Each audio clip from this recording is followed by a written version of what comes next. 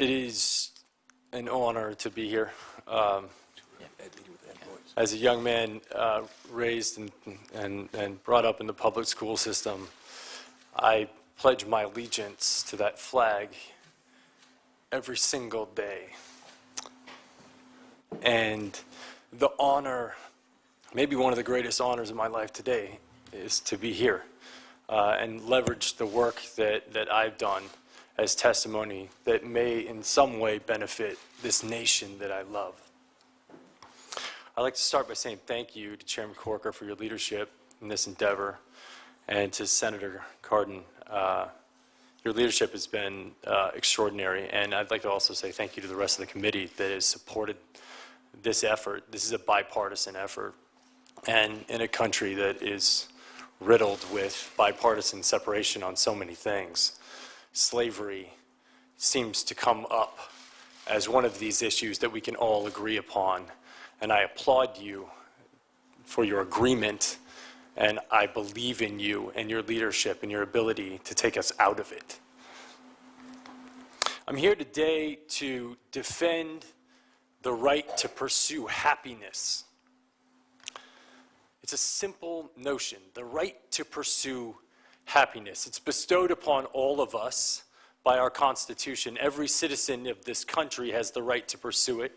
And I believe that it is incumbent upon us as citizens of this nation, as Americans, to bestow that right upon others, upon each other, and upon the rest of the world. But the right to pursue happiness for so many is stripped away. It's raped. It's abused. It's taken by force, fraud, or coercion. It is sold for the momentary happiness of another. Now, this is about the time when I start talking about politics that the internet trolls tell me to stick to my day job. So I'd like to talk about my day job. My day job is as the chairman and the co-founder of Thorn. We build software to fight human trafficking and the sexual exploitation of children. And that's our core mission. My other day job is that of the father of two, a 2-month-old and a 2-year-old. And as part of that job that I take very seriously, I believe that it is my effort to defend their right to pursue happiness and to ensure a society and government that defends it as well. As part of my anti-trafficking work, I've met victims in Russia. I've met victims in India. I've met victims that have been trafficked from Mexico, victims in New York and New Jersey and all across our country. I've been on FBI raids where I've seen things that no person should ever see. I've seen video content of a child that's the same age as mine being raped by an American man that was a sex tourist in Cambodia. And this child was so conditioned by her environment that she thought she was engaging in play. I've been on the other end of a phone call from my team asking for my help because we had received a call from the Department of Homeland Security telling us that a 7-year-old girl was being sexually abused, and that content was being spread around the dark web. And she had been being abused, and they'd watched her for 3 years, and they could not find the perpetrator, asking us for help. We were the last line of defense. An actor and his foundation were the potential last line of defense. That's my day job, and I'm sticking to it. I'd like to tell you a story about a 15-year-old girl in Oakland. We'll call her Amy. Amy met a man online, started talking to him. A short while later, they met in person. Within hours, Amy was abused, raped, and forced into trafficking. She was sold for sex. And this isn't an isolated incident. There's not much that's unusual about it. The only unusual thing is that Amy was found and returned to her family within 3 days using the software that we created, a tool called Spotlight. And in an effort to protect its capacity over time, I won't give much detail about what it does. but it's a tool that can be used by law enforcement to prioritize their caseload. It's a neural net. It gets smarter over time. It gets better, and it gets more efficient as people use it. And it's working. In 6 months, with 25% of our users reporting, we've identified over 6,000 trafficking victims, 2,000 of which are minors. This tool is in the hands of 4,000 law enforcement officials and 900 agencies. And we're reducing the investigation time by 60%. This tool is effective, it's efficient, it's nimble, it's better, it's smarter. Now, there's often a misconception about technology that in some way it is the generator of some evil, that it's creating job displacement, and that it enables violence and malice acts. But as an entrepreneur and as a venture capitalist in the technology field, I see technology as simply a tool without will. The will is the user of that technology, and I think it's an important distinction. An airplane is a tool. It's a piece of technology, and under the right hands, it's used for mass global transit, and under the wrong hands, it can be flown into buildings. Technology can be used to enable slavery, but it can also be used to disable slavery, and that's what we're doing. I alluded to a phone call that we got from the Department of Homeland Security about this girl that was being trafficked on the dark web. Now, it's interesting to note that the dark web was created in the mid-90s. It was a tool that was created by the Naval Research Lab called Tor, a tool with absolute purpose and positive intention for sharing intelligence communications anonymously. It's also been used to help people who are being disenfranchised by their government within political dissent in oppressive regimes. But on the other side, it's used for trafficking, for drug trafficking, for weapons trafficking, and for human trafficking. And it's also the warehouse for some of the most offensive child abuse images in the world. Now, when the Department of Homeland Security called us and asked for our help and asked if we had a tool, I had to say no. And it devastated me. It haunted me. Because for the next 3 months, I had to go to sleep every night and think about that little girl that was still being abused. And the fact that if I built the right thing, we could save her. So that's what we did. And now, if I got that phone call from Greg, wherever you're at, the answer would be yes. We've taken these investigation times of dark web material from 3 years down to what we believe can be 3 weeks. The tool is called Solus. Once again, I won't go into too much detail about the tool, but it's being used by 40 agencies across the world today in beta, and we believe that it's going to yield extraordinary results. And just like Spotlight, it gets smarter and more efficient and more cost-effective over time.